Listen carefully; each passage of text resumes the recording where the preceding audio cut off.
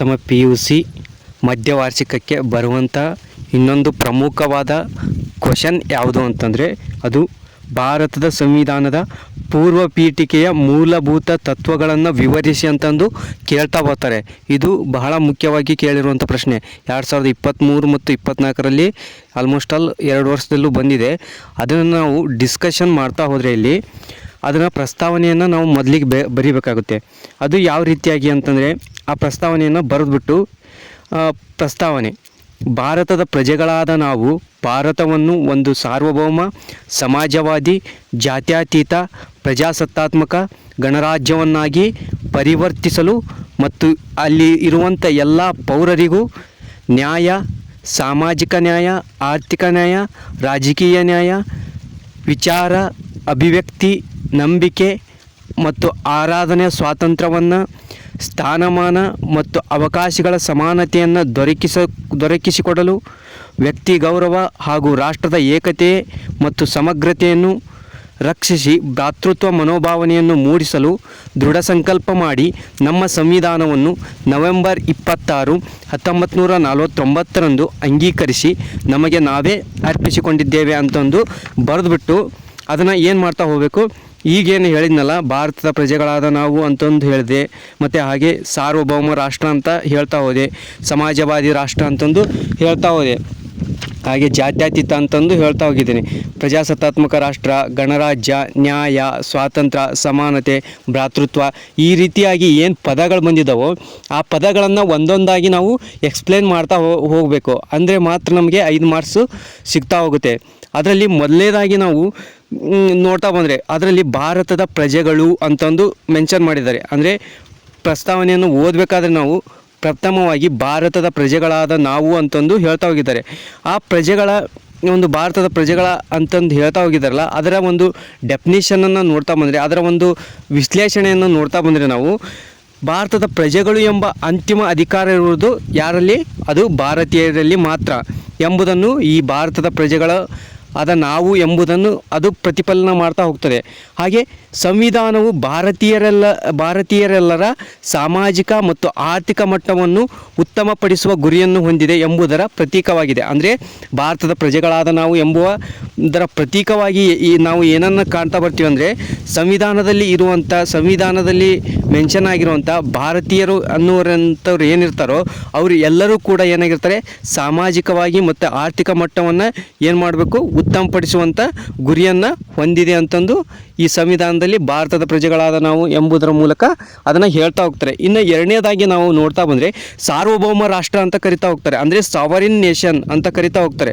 ಅಂದರೆ ಸಾರ್ವಭೌಮ ರಾಷ್ಟ್ರ ಯಾವ ರೀತಿಯಾಗಿ ಆಯಿತು, ಅದನ್ನು ಯಾಕೆ ಸಂವಿಧಾನದ ಪೂರ್ವ ಪೀಠಿಕೆಯಲ್ಲಿ ಮೆನ್ಷನ್ ಮಾಡ್ತಾ ಹೋಗಿದ್ದಾರೆ ಅನ್ನೋದನ್ನು ನಾವು ನೋಡ್ತಾ ಬಂದರೆ, ಸಾರ್ವಭೌಮತೆ ಎಂಬ ಪದವು ಭಾರತ ತನ್ನ ಎಲ್ಲೆಯೊಳಗೆ ಬರುವ ಎಲ್ಲ ಪ್ರಜೆಗಳಾಗಿರ್ಬೋದು ಮತ್ತು ಸಂಘ ಸಂಸ್ಥೆಗಳಾಗಿರ್ಬೋದು ಅವುಗಳ ಮೇಲೆ ಪ್ರಭುತ್ವವನ್ನು ಹೊಂದಿರುವುದರಿಂದ ನಾವು ಏನಂತ ಕರಿತಾ ಹೋಗ್ತೀವಿ, ಮತ್ತು ಸಾರ್ವಭೌಮ ರಾಷ್ಟ್ರ ಅಂತ ಕರಿತೀವಿ. ಅದು ಅಷ್ಟೇ ಅಲ್ಲದೆ ಬಾಹ್ಯವಾಗಿ ಅಂದರೆ ಯಾವುದೇ ಒಂದು ದೇಶದ ನಿಯಂತ್ರಣದಿಂದ ಮುಕ್ತವಾಗಿರುವುದರಿಂದ ನಾವು ಭಾರತೀಯರು ಅದಕ್ಕೋಸ್ಕರ ನಮ್ಮನ್ನು ಸಾರ್ವಭೌಮ ರಾಷ್ಟ್ರ ಅಂತ ಕರಿತಾ ಹೋಗ್ತಾರೆ.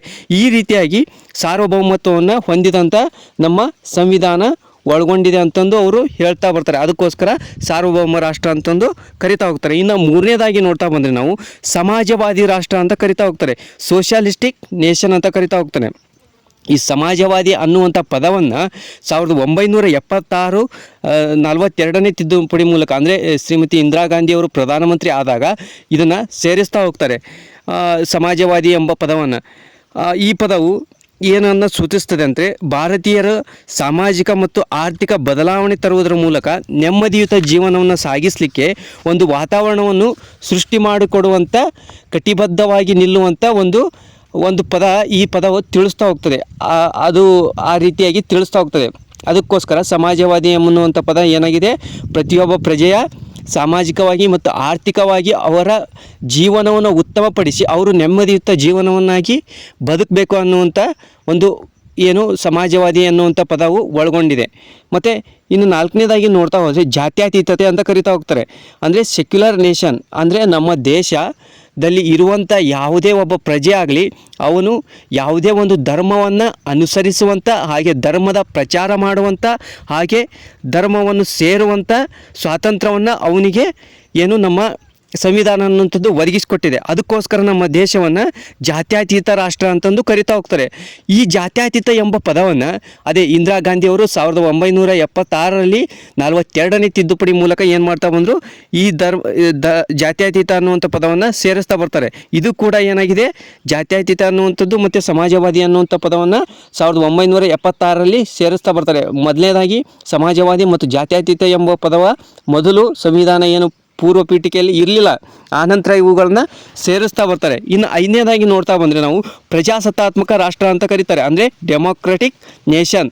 ಪ್ರಜಾಪ್ರಭುತ್ವ ಎಂಬುದು ಏನಾಗಿದೆ, ಆಡಳಿತ ನಿರ್ವಹಣೆಗೆ ಅಸ್ತಿತ್ವಕ್ಕೆ ಬಂದಿರುವಂಥದ್ದು. ಅಂದರೆ ಈ ಪ್ರಜಾಪ್ರಭುತ್ವ ಅನ್ನುವಂಥದ್ದು ಏನಾಗಿದೆ, ಇಲ್ಲಿನ ಪ್ರಜೆಗಳ ಆಡಳಿತವನ್ನು ಏನು ನಿರ್ವಹಣೆ ಮಾಡಬೇಕಲ್ಲ, ಅದಕ್ಕೋಸ್ಕರ ಈ ಪ್ರಜಾಪ್ರಭುತ್ವ ಅನ್ನುವಂಥದ್ದು ಅಸ್ತಿತ್ವಕ್ಕೆ ಬಂದಿರುವಂಥದ್ದು. ಸರ್ಕಾರಿ ವ್ಯವಸ್ಥೆಯಲ್ಲಿರುವ ಪ್ರತಿನಿಧಿಗಳ ಅಧಿಕಾರಿಗಳ ಪ್ರಜೆಗಳಿಂದ ಹರಿದು ಬಂದಿದ್ದಾಗಿದೆ. ಅವರುಗಳು ಸಾರ್ವತ್ರಿಕ ವಯಸ್ಕ ಮತದಾನದ ಮೂಲಕ ಅದನ್ನು ಪ್ರತಿನಿಧಿಗಳಿಗೆ ವರ್ಗಾಯಿಸುವ ವ್ಯವಸ್ಥೆಯನ್ನು ಅಳವಡಿಸಿಕೊಳ್ಳುವುದರ ಮೂಲಕ ರಾಜಕೀಯ ಪ್ರಜಾಸತ್ತಾತೆಯ ಜೊತೆಗೆ ಸಾಮಾಜಿಕ ಮತ್ತು ಆರ್ಥಿಕ ಪ್ರಜಾಸತ್ತೆಗೂ ನಾಂದಿ ಹಾಡುವ ತತ್ವವನ್ನು ಆಧರಿಸಿದೆ. ಅಂದರೆ ಈಗ ನಾವು ಏನು MLA MP ಜನರಿಂದ ನೇರವಾಗಿ ಆಯ್ಕೆಯಾಗಿ ಹೋಗಿರ್ತಾರೆ. ಪ್ರಜೆಗಳಲ್ಲಿರುವ ಅಧಿಕಾರವನ್ನು ಪ್ರತಿನಿಧಿಗಳಿಗೆ ವರ್ಗಾಯಿಸುವುದರ ಮೂಲಕ ಪ್ರಜೆಗಳು ಅದನ್ನು ಪ್ರತಿನಿಧಿಗಳಿಗೆ ನೀಡಿರ್ತಾ ಹೋಗಿರ್ತಾರೆ. ಇನ್ನು 6ನೇದಾಗಿ ನೋಡ್ತಾ ಬಂದರೆ ನಾವು ಗಣರಾಜ್ಯ ಅಂತ ಕರಿತಾ ಹೋಗ್ತಾರೆ, ಅಂದರೆ ರಿಪಬ್ಲಿಕ್. ಇಲ್ಲಿ ಭಾರತ ದೇಶದಲ್ಲಿ ಏನಾಗಿದೆ, ರಾಷ್ಟ್ರಪತಿಯನ್ನು ನೇರವಾಗಿ ಅಥವಾ ಪರೋಕ್ಷವಾಗಿ ಆಯ್ಕೆ ಮಾಡುವಂಥ ವ್ಯವಸ್ಥೆ ನಮ್ಮಲ್ಲಿದೆ. ಅಂದರೆ ಭಾರತದ ರಾಷ್ಟ್ರಪತಿಯವರು ಜನರ ಪ್ರತಿನಿಧಿಗಳು ನಾವೇನು ಆಯ್ಕೆ ಮಾಡಿ ಕಳಿಸಿರ್ತೀವಲ್ಲ, ಆ ಜನಪ್ರತಿನಿಧಿಗಳಿಂದ ನಮ್ಮ ರಾಷ್ಟ್ರಪತಿಗಳನ್ನು ಆಯ್ಕೆ ಮಾಡಲಾಗ್ತದೆ. ಈ ರೀತಿಯಾಗಿ ಆಯ್ಕೆಯಾದಂಥ ರಾಷ್ಟ್ರಪತಿ ಏನಾಗಿರ್ತಾರೆ, ಆನುವಂಶಿಕವಾಗಿ ಆಯ್ಕೆ ಆಗಿರೋದಿಲ್ಲ. ಅವರು ಏನಾಗಿರ್ತಾರೆ, ಜನಪ್ರತಿನಿಧಿಗಳಿಂದ, ಅಂದರೆ ನಾವು ಆಯ್ಕೆ ಮಾಡಿ ಕಳಿಸಿದಂಥ ಜನಪ್ರತಿನಿಧಿಗಳಿಂದ ಅವರು ಆಯ್ಕೆ ಆಗ್ತಾ ಹೋಗ್ತಾರೆ. ಈ ರೀತಿಯಾಗಿ ಇದು ಏನಾಗಿದೆ, ಆನುವಂಶತೆಗೆ, ಅಂದರೆ ಆನುವಂಶತೆ ಸರ್ಕಾರ ಪದ್ಧತಿಗೆ ಇದು ಒಂದು ವಿರುದ್ಧವಾಗಿ ಒಂದು ಕಾರ್ಯವನ್ನು ನಿರ್ವಹಿಸ್ತಾ ಹೋಗ್ತದೆ. ಅಂದರೆ ಗಣರಾಜ್ಯ ಅನ್ನುವಂಥದ್ದು ಇಲ್ಲಿ ಜನರೇ, ಅಂದರೆ ಪ್ರಜೆಗಳೇ ಏನಾಗಿರ್ತಾರೆ, ತಮ್ಮ ರಾಷ್ಟ್ರದ ನಾಯಕನನ್ನು ಆಯ್ಕೆ ಮಾಡುವಂಥ ಸ್ವಾತಂತ್ರ್ಯವನ್ನು ಇದು ಒಳಗೊಂಡಿರ್ತದೆ ಅಂತಂದು ಹೇಳ್ತಾ ಹೋಗ್ತಾರೆ. ಇನ್ನು 7ನೇದಾಗಿ ನಾವು ನೋಡ್ತಾ ಬಂದರೆ ನ್ಯಾಯ ಅಂತಂದು ಹೇಳ್ತಾ ಹೋಗ್ತಾರೆ. ಅಂದರೆ ಸಂವಿಧಾನದ ವಿಧಿವಿಧಾನಗಳ ಮೂಲಕ ಏನಾಗಿದೆ, ನಮಗೆ ಸಾಮಾಜಿಕವಾಗಿ, ಆರ್ಥಿಕವಾಗಿ ಮತ್ತು ರಾಜಕೀಯವಾಗಿ ಏನಾಗಿದೆ, ಪ್ರತಿಯೊಬ್ಬರಿಗೂ ನ್ಯಾಯವನ್ನು ಒದಗಿಸಿಕೊಡ್ಬೇಕು ಅಂತಂದು ಹೇಳ್ತಾ ಹೋಗ್ತದೆ ನ್ಯಾಯ ಅನ್ನುವಂಥದ್ದು ಒಂದು ಪದ. ಇನ್ನು 8ನೇದಾಗಿ ನೋಡ್ತಾ ಬಂದರೆ ನಾವು ಸ್ವಾತಂತ್ರ್ಯ ಅಂತ ಕರಿತಾ ಹೋಗ್ತಾರೆ. ನಮ್ಮ ಸಂವಿಧಾನದ ಪ್ರಸ್ತಾವನೆಯಲ್ಲಿ ನಾವು ನೋಡ್ತಾ ಬಂದರೆ ಅದು ಅಭಿವ್ಯಕ್ತಿ ಸ್ವಾತಂತ್ರ್ಯ, ನಂಬಿಕೆ, ಆರಾಧನಾ, ಈ ರೀತಿಯಾಗಿ ನಾವು ಯಾವುದೇ ಒಂದು ನಂಬಿಕೆಯನ್ನು ಇಟ್ಕೊಳ್ಳುವಂಥ, ಹಾಗೆ ಯಾವುದೇ ಒಂದು ದೇವರ ಆರಾಧನೆಯನ್ನು ಮಾಡುವಂಥ, ಹಾಗೆ ನಮ್ಮ ಅಭಿಪ್ರಾಯವನ್ನು ವ್ಯಕ್ತಪಡಿಸುವಂಥ ಅಭಿವ್ಯಕ್ತಿ ಸ್ವಾತಂತ್ರ್ಯವನ್ನು ನಾವು ಅದನ್ನು ನಮ್ಮ ಸಂವಿಧಾನದ ಪೂರ್ವ ಪೀಠಿಕೆಯಲ್ಲಿ ನೋಡ್ತಾ ಬರ್ಬೋದು.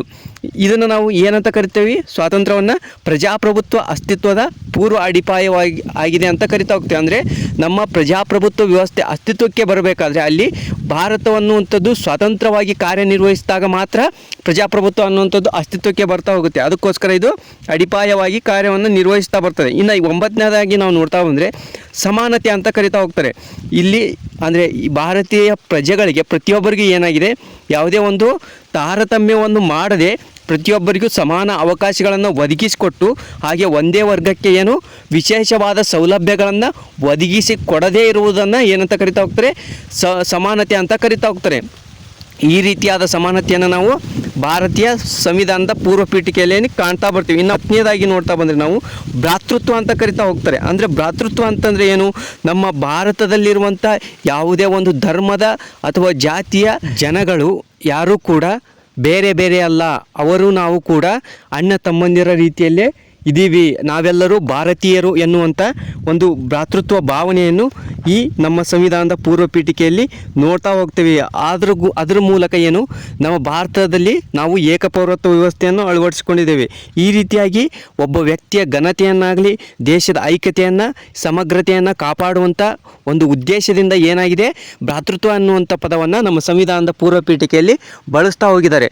ಈ ರೀತಿಯಾಗಿ ಪ್ರಸ್ತಾವನೆಯನ್ನು ಭಾರತೀಯ ಸಂವಿಧಾನ ಹೊಂದಿರುವ ರಾಜ್ಯ ರಾಜಕೀಯ, ಸಾಮಾಜಿಕ, ನೈತಿಕ ಮತ್ತು ಆರ್ಥಿಕ, ಧಾರ್ಮಿಕ ಮೂಲತತ್ವಗಳು ಮತ್ತು ಮೌಲ್ಯಗಳನ್ನು ಒಳಗೊಂಡಿದೆ. ಈ ರೀತಿಯಾಗಿ ಏನಾಗಿದೆ, ಭಾರತೀಯ ಸಂವಿಧಾನ ಅನ್ನುವಂಥದ್ದು ಸಂವಿಧಾನದ ಪೂರ್ವ ಪೀಠಿಕೆಯಲ್ಲಿ ಇವು ಎಲ್ಲವುಗಳನ್ನು ಒಳಗೊಂಡಂಥ ಒಂದು ಸಂವಿಧಾನದ ಪೂರ್ವ ಪೀಠಿಕೆಯನ್ನು ನಾವು ಕಾಣ್ತಾ ಬರ್ತೀವಿ.